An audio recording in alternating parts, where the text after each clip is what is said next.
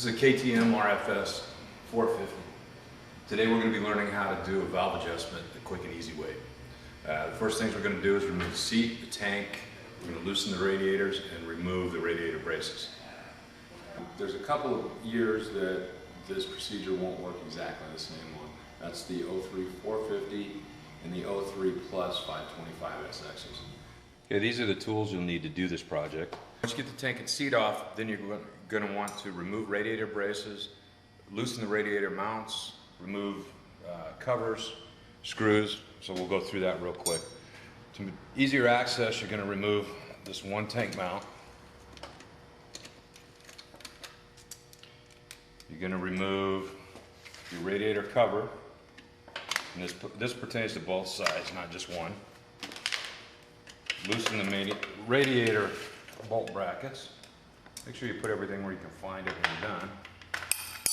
Once we're done and we have the radiators loose, what we're going to do now is just clear a few things out of the road to make it easier to work on the bike. Your two quick disconnects for your stator, you're going to pop those apart just to get them out of the way.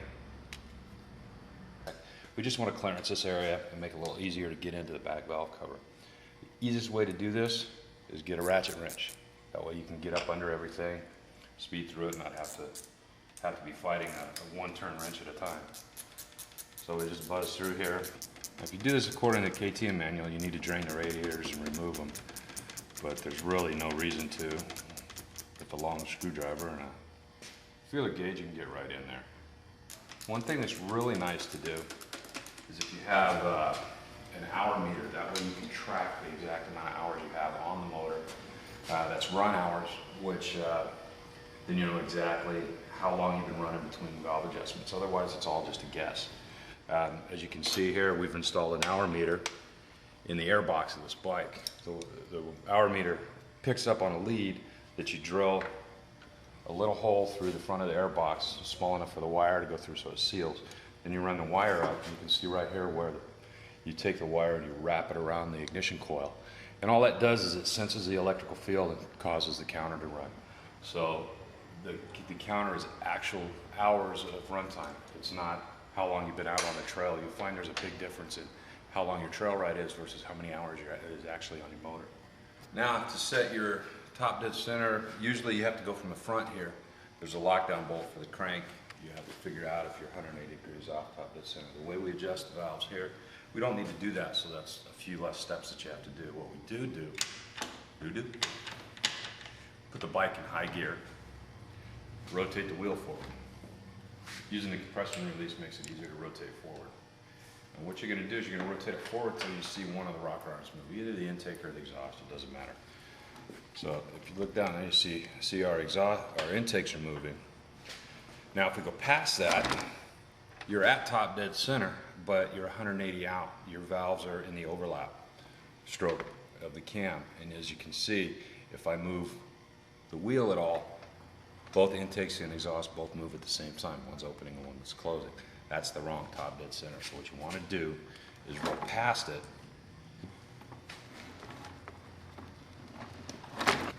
Okay. When you're 180 off at top dead center, you will be caught in the overlap of the cam lobes, the intake and exhaust. As you can see, when I move the wheel, the intakes and the exhaust both move at the same time. If you adjust at this point, you'll be about 40 thousandths off on your valve adjustment. You don't want to do that. It gets noisy. Not having them properly adjusted. So what you do is just like that, you roll past where the overlap is on the cam. Now if you continue rolling, you can see now we're only moving the intake valves. You roll backwards and you'll see there's a time delay between moving the intakes and exhaust. So what we're going to do is we're going to leave it in the backward position to where the exhausts are making contact with the lift of the cam lobe. And then what we do, we know that the intakes are completely closed. So now we go and check our valves. Use a feeler gauge, 5 thousandths, KTM recommended spec. And you slip it in under the tappet. And here his adjustment is just right. There's no need to adjust this one valve. If it'll slip under nice and snug, you don't have to force it, you don't want to bend it. It's just nice and snug, then you know you're good. So now let's check the other side. It's doing the same thing. This one's a little loose, probably about 1/1000th loose, so we're going to go ahead and tighten that up just a hair. To do that, you need a 10mm wrench and a flat blade screwdriver. You loosen your locking nut on the tappet. Now, using a light finger pressure, you will just very lightly. I'm using 2 fingers. I'm not really wrenching on the screwdriver at all. Just down to where it snugs up. Then what you're going to do is you're going to hold it in place and tighten the locking nut back down. Now I'm going to show you another trick real quick. Just if you're ever out in the field and you feel you need to do a valve adjustment, you can do it without a feeler gauge even. It's called the 6-turn method. And what you do is the pitch of the threads mathematically comes out to 1/6 of a turn is 5/1000ths of an inch. You'll notice your locking nut has 6 points on it. So if you take your screwdriver and you aim, you can go ahead and tighten it all the way down. Oops, slipped there.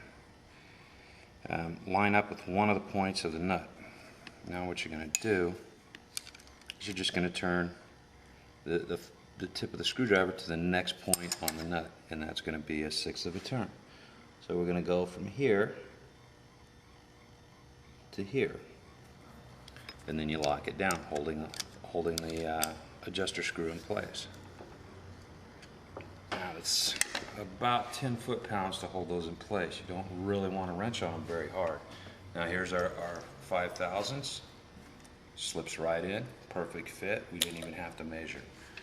The fronts are a little harder because you got to work, or the exhausts are a little harder because you got to work around the radiators, but not that much of a difference. Now what we're going to do is we're going to go ahead and rotate the wheel until our intakes move. See here, our intakes are moving and our exhausts are not. So you roll right up to it. That's the start of the intakes, or the intake stroke. So now, that's actually the finish of the intake stroke. So now we're going to do the exhaust. To do this, get your radiator out of the way. Get your wheel out of the way. And then come in from the side just like this. Make your adjustment. We're spot on right here. And your adjustment will be the same way as on the exhaust. It's 5/1000ths of an inch or 1/6 of a turn, whichever works. So that intake is fine. Now we're just going to move everything out of the way. Rotate this radiator out of the way and do the same thing.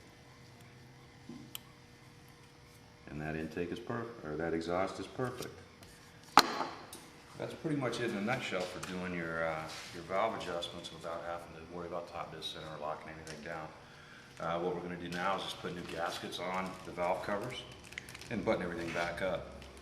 One thing you do want to do, I would recommend doing, is track your adjustments, especially if you have an hour meter. Go 20 hours as KTM recommended. Write down if they moved at all. This way you have a running total of how much your valves have moved. Once you get to about 10/1000ths of an inch adjustment, you know your valves are starting to cup, and it's time to consider a rebuild. Until then, keep adjusting them, keep counting, and ride all day.